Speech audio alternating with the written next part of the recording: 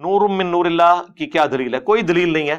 صرف نور کہیں تو ٹھیک ہے، نور ہدایت بھی ٹھیک ہے، وہ سراج منیرہ کہا گیا ہے نبی علیہ السلام کو، تو وہ تو ہم مانتے ہیں. اسلام کی جو پہلی تفسیر لکھی گئی اہل سنت کے ہاں، تفسیر تبری ابن جریر، جس سے ابن کثیر نے سارا کچھ کیا، انہوں نے جو آیت ہے قد جاءکم من اللہ نور و کتاب مبین، سورہ المائدہ کی جو آیت ہے، اس کے کانٹیکسٹ میں لکھا ہے کہ یہاں نور سے مراد نبی علیہ السلام کی ذات ہے. ٹھیک ہے، بالکل ہے. ہم تو بخاری مسلم کو بھی نور مانتے ہیں، صحابہ کے اقوال کو بھی نور مانتے ہیں، لیکن ایز اے اسپیشی نبی علیہ السلام انسان تھے. مسند احمد میں ہے، دلائل النبوہ کے اندر بھی ہے، اور مشکات میں موجود ہے، بالکل صحیح حدیث ہے. نبی علیہ السلام نے فرمایا میں اللہ کے ہاں اس وقت بھی خاتم النبیین لکھا ہوا تھا جب آدم علیہ السلام ابھی مٹی اور پانی کے درمیان تھے. میں دعائے ابراہیم ہوں، میں عیسیٰ کی بشارت ہوں، میں اپنی والدہ کا وہ خواب ہوں جو انہوں نے پیدائش کے وقت دیکھا کہ ان کے لیے ایک روشنی ظاہر ہوئی جس کی وجہ سے شام کے محلات بھی ان پر روشن ہو گئے. نبی علیہ السلام کی والدہ محترمہ کو اللہ تعالیٰ نے یہ بشارت دی تھی کہ آپ سے وہ بچہ پیدا ہوگا کہ جس کا دین، جس کی حکومت بالآخر اس وقت کی سب سے بڑی سپر پاور رومن امپائر کو بھی سپرسیڈ کر جائے گی. ہم جو نبی علیہ السلام کے بارے میں یہ کہتے ہیں نا کہ وہ انسان تھے، تو وہ صرف اسپیشی کے طور پر کہتے ہیں، ہماری طرح کے انسان نہیں تھے. یہ ذہن میں رکھیے گا. بخاری مسلم میں حدیث ہے نبی علیہ السلام وصال کے روزے رکھتے تھے، ایک روزہ افطار کیے بغیر اگلا روزہ، یعنی کنٹینیوس 3 4 دن کے روزے. کچھ صحابہ نے رکھے، وہ بے ہوش ہو گئے، تو نبی علیہ السلام فرمایا ایکم مثلی، تم میں سے کون ہے جو میری مثل ہو؟ کسی نے نہیں پڑھا قل انما انا بشر مثلکم، نہیں پڑھا. ان کو پتا تھا کہ حضور کیا بات کر رہے ہیں. آپ نے فرمایا میں رات کے وقت اپنے رب کے حضور ہوتا ہوں، وہ مجھے کھلاتا بھی ہے پلاتا بھی ہے، میری مثل تو کوئی ہو نہیں سکتا. بخاری مسلم میں حدیث ہے نبی صلی اللہ علیہ وآلہ وسلم اپنی ان 2 آنکھوں کے ساتھ پیٹھ کے پیچھے بھی دیکھ لیتے تھے. ہمیں تو 180 ڈگری سے زیادہ نظر نہیں آتا، وہ 360 ڈگری دیکھتے تھے. آپ کو پیچھے صحابہ کرام نظر آتے تھے نماز کی حالت میں، یہ آپ کا معجزہ تھا. ہماری آنکھیں تو نہیں دیکھ سکتی. بخاری مسلم میں حدیث ہے نبی علیہ السلام نے نماز کسوف پڑھائی، جو سورج گرہن کی نماز ہے، اس میں چند قدم آگے بڑھے، ہاتھ بلند کیا، پھر واپس کیا. صحابہ نے کہا آج آپ کو ایسا عمل کرتے ہوئے دیکھا جو پہلے نہیں دیکھا. تو آپ نے فرمایا مجھے اللہ تعالیٰ نے جنت دکھا دی، اور اس میں میں نے انگوروں کا ایک گوشہ دیکھا، میں نے ارادہ کیا تمہارے لیے توڑ لوں. اب جنت 7 آسمانوں کے اوپر، ہاتھ بھی وہاں تک پہنچ رہا ہے، تبھی تو توڑنے کا ارادہ کیا اور دیکھ بھی لیا. اور پھر فرمایا کہ نہیں، پھر میں نے اسے ترک کر دیا، اور اگر میں توڑ لیتا تو تم ہمیشہ کھاتے رہتے، کیونکہ جنت کی نعمتوں کو فنا نہیں ہے. ایک آپ نے دانہ توڑنا تھا، دوبارہ لگ جانا تھا. وہ جنت کو تو فنا نہیں ہے. لیکن وہ پردہ جو بخاری مسلم میں حدیث ہے کہ جنت کی نعمتیں وہ ہیں جو نہ کسی آنکھ نے دیکھی، نہ کسی کان نے سنی، نہ کسی کے دل پر ان کا کبھی گمان بھی گزرا. تو وہ پردے میں رہی بات. اب نبی علیہ السلام کی نگاہ مبارک. پھر بخاری مسلم میں حدیث ہے نبی علیہ السلام کے پسینے سے خوشبو آتی تھی، حتیٰ کہ آپ کا پسینہ لوگ عطر کے طور پر استعمال کرتے تھے، اپنی خوشبو میں ملاتے تھے، اور نبی علیہ السلام اسے انڈورس کیا کرتے تھے کہ ہاں تم یوز کرو. صحیح بخاری اور مسلم میں حدیث موجود ہے نبی علیہ السلام کا جو وضو کا بچا ہوا پانی، جب صحابہ کرام آپ ایک بڑے تھال میں وضو کرتے تھے نا، تو وہ تھال ضائع نہیں کیا جاتا تھا. وہ حضرت بلال جب باہر لے کے آتے تھے تو صحابہ کرام اس میں سے اپنے جسم کے اوپر تبرکن ملتے تھے. ایک تو بخاری میں صلح حدیبیہ والی حدیث ہے نا، بڑی لمبی، اس میں تو حضور وضو کر رہے ہیں، وہاں تو ڈائریکٹ وہ اپنے چہرے پر اور برکات حاصل کر رہے ہیں. مسلم شریف میں حدیث ہے نبی علیہ السلام سخت سردیوں میں بھی فجر کی نماز کے بعد جب باہر نکلتے تو مدینے کے لوگ اپنے بچوں اور غلاموں کو بھیجتے تھے برتن اٹھا کے، اور حضور علیہ السلام ہر برتن میں اپنا ہاتھ ڈالتے جاتے تھے برکت کے لیے. اور اخلاق دیکھیں، سردیوں میں کس کا دل کرتا ہے یار ٹھنڈے پانی میں ہاتھ ڈال، لیکن اب جتنے لوگ آتے تھے حضور کسی کو محروم نہیں لوٹاتے تھے، اور برکت ہوتی تھی اس کی. ظاہر ہے آپ کی مبارک تبرکات کی برکت ہے. آپ علیہ السلام کے ڈائریکٹ تبرکات کی بھی، انڈائریکٹ بھی. ڈائریکٹ تبرکات میں صحیح بخاری میں ایک تابعی کہتے ہیں کہ رسول اللہ کا ایک بال میرے پاس ہونا دنیا اور جو کچھ اس کے اندر ہے اس سے بڑھ کر مجھے محبوب ہے. اور بخاری مسلم حدیث ہے نبی علیہ السلام نے حج یا عمرے کے موقع پر جب حلق کروایا اپنے بال منڈوائے تو حضرت طلحہ کو دیے اور کہا صحابہ میں تبرکن تقسیم کر دو. نبی علیہ السلام نے خود تقسیم کروائے اپنے بال مبارک. حتیٰ کہ صحیح بخاری میں آتا ہے ام سلمہ ہماری جو ماں ہے سلام اللہ علیہ، انہوں نے رسول اللہ کے چند بال ایک ڈبیا سے نکالے اور کہا کہ یہ نبی علیہ السلام کے بال ہیں، ہمارے محلے میں جب کوئی بیمار ہوتا ہے تو ہم اس کا دھون اسے دیتے ہیں، وہ برتن بھیج دیتا ہے تو وہ شفا کے طور پر استعمال کرتے ہیں. یہ صحیح بخاری میں ہے. صحیح مسلم میں اسما بنت ابی بکر نے رسول اللہ کا کرتا نکالا کالے کلر کا کسروانی تیالسی جبہ جس پہ گوٹ بھی لگی ہوئی تھی، اور کہا کہ یہ نبی علیہ السلام پہنتے تھے اور یہ سیدہ عائشہ کے پاس تھا اور ان کی وفات کے وقت میں نے ان سے لے لیا، وہ بڑی بہن تھی ان کی، اور ہم اس کا دھون مریضوں کو شفا کے لیے پلاتے ہیں. اب یہ کرتا تو انڈائریکٹ تبرک ہے، چلے بال تو آپ کہہ سکتے ہیں جسم کا حصہ ہے، کرتا تو جسم کا حصہ نہیں ہے لیکن اس میں بھی تبرکات ہے. لیکن اس کی بنیاد پہ یہ آج کل کے بزرگ پیر حضرات اور کہتے ہیں یہ عبد القادر جیلانی کا بال ہے. یار حضرت ابو بکر عمر عثمان علی کے بال کدھر ہیں؟ انہوں نے تو تبرکن کوئی جاری نہیں کیا ہے. اور یہاں 2014 کے دھرنے میں ڈاکٹر طاہر القادری صاحب اپنا پسینہ پونچھ کے ٹیشو پیپر تبرکن دے رہے تھے اور پلی یہاں سے لیتے ہیں. الیاس قادری صاحب کتنا عرصہ اپنے منہ سے نکلی ہوئی ہڈیاں اور یہ باقی چیزیں لوگوں کو تبرکن تقسیم کرتے ہیں اور پلی یہاں سے لیتے ہیں. پھر جب ہم یہ کہتے ہیں کہ تم لوگوں نے یعنی عزتیں رسول اللہ کے نام پر اویل کی ہیں لیکن پھر ڈاکہ مارا ہے ان کی عزت کے اوپر کہ تم نے وہ سارے پروٹوکول اویل کیے ہیں، کیا خلفائے راشدین بھی یہی کچھ کرتے تھے نبی علیہ السلام کی احادیث کی بنیاد کے اوپر؟ انس بن مالک کہتے ہیں میں نے آج تک، بخاری مسلم کے الفاظ ہیں، کوئی ریشم اور دباچ ایسی نہیں چھوئی کہ جو رسول اللہ کے ہاتھ سے زیادہ نرم ہو.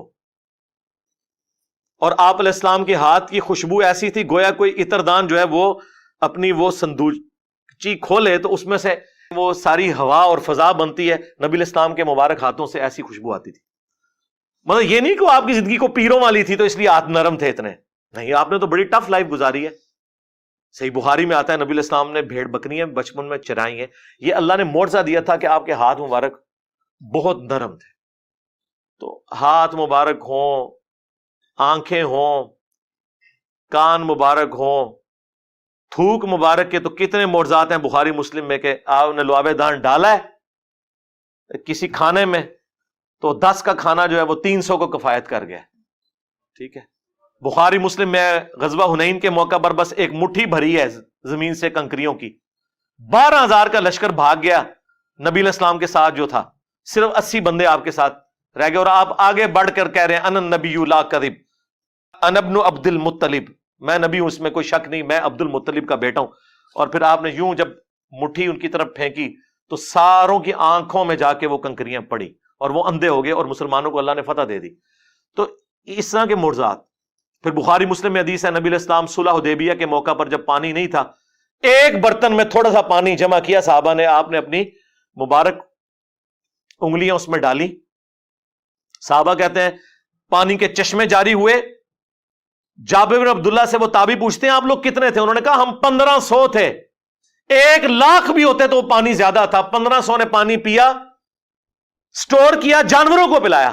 تب بھی وہ ایک کولے میں جو نبی علیہ السلام نے مبارک ہاتھ رکھا تھا نا وہ پانی ختم نہیں ہو رہا تھا. وہ پتہ نہیں اللہ نے کیا اس کے ساتھ چین جوڑ دی. مسلم شریف میں حدیث ہے کہ حضرت عمر فاروق رضی اللہ تعالیٰ نے ایک سفر کے دوران حضور سے کہا کہ کھانے پینے کو کچھ نہیں ہے تو ہم کچھ جمع کرتے ہیں، آپ برکت کی دعا فرمائیں. تو ایک برتن لا کے رکھا گیا، آپ نے اپنا ہاتھ رکھا.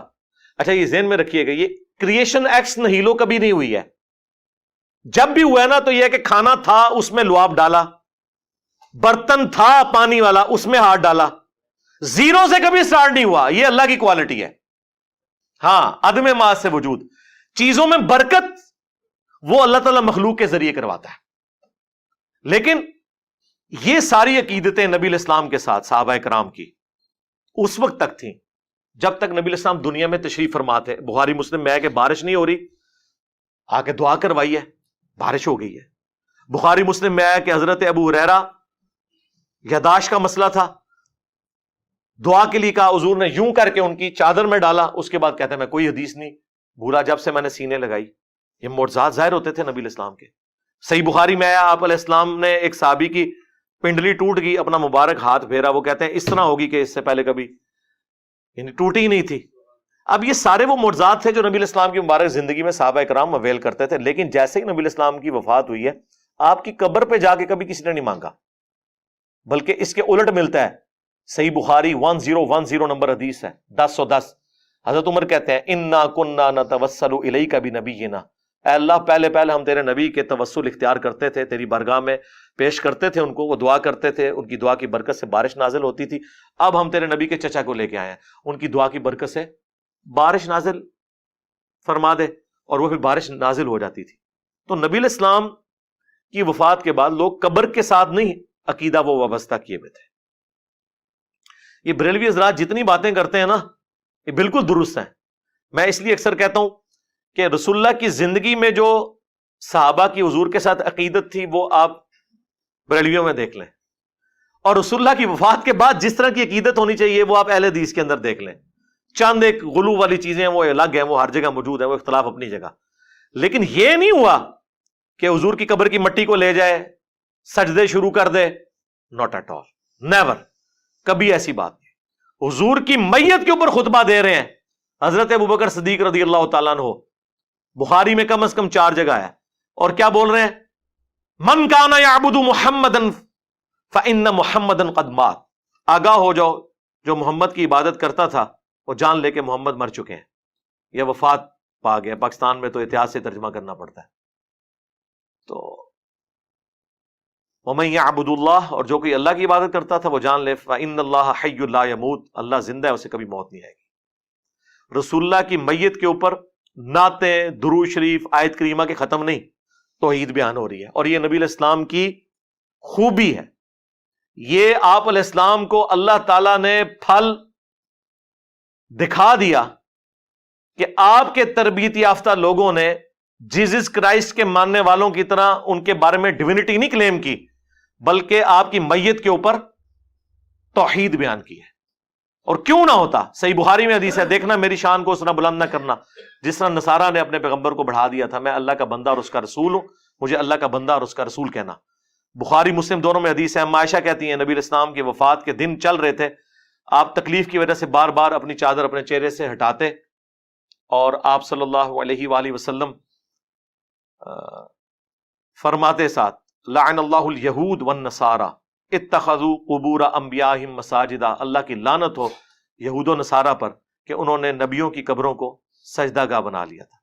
اور اما عائشہ کے الفاظ ہیں بخاری مسلم میں کہ یہ حضور ہمیں ڈرا رہے تھے اگر ہمیں یہ خطرہ نہ ہوتا کہ لوگ رسول اللہ کی قبر پہ سجدے شروع کر دیں گے تو میں نبی علیہ السلام کی قبر کو اوپنلی زیارت کے لیے چھوڑ دیتی. یعنی وہ حجرے والا معاملہ ختم ہو جاتا, صرف یہ ڈر تھا کہ یہ کام نہ لوگ ڈالیں. بخاری مسلم دونوں میں حدیث ہے, نبی علیہ السلام کی 2 بیویاں ام سلمہ اور ام حبیبہ جو ہجرت حبشہ میں شامل تھی, وہ حضور کی بیماری کے دنوں میں, آخری دنوں میں کہہ رہی تھی جب ہم حبشہ گئے تھے ہم نے ماریہ نام کا گرجا دیکھا تھا, وہاں پر تصویریں تھیں. حضور اس تکلیف کے عالم میں بھی اٹھے اور انہوں نے کہا کہ یہی تو ان میں خرابی تھی, جب کوئی پیغمبر یا نیک آدمی فوت ہو جاتا تھا اس کی قبر پہ تصویریں لٹکا لیتے تھے, مسجدیں بنا لیتے تھے, اور وہ سارے معاملات شروع کر دیتے تھے. قیامت کے دن یہ لوگ بدترین مخلوق بنا کر اٹھائے جائیں گے. باقی قبر رسول اس پلانٹ ارتھ پہ اللہ تعالیٰ کی تجلیات کا مرکز ہے, شاہر اللہ میں سے ہے, اس کی حاضری نفلی عبادات میں افضل ترین عمل ہے.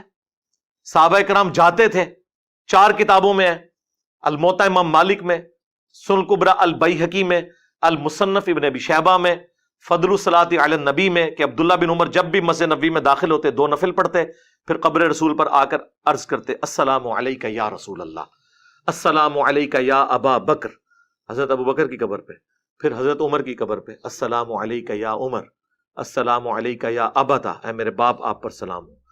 وہ فضائل اپنی جگہ ہیں, اس سے تو کوئی انکار کر ہی نہیں سکتا.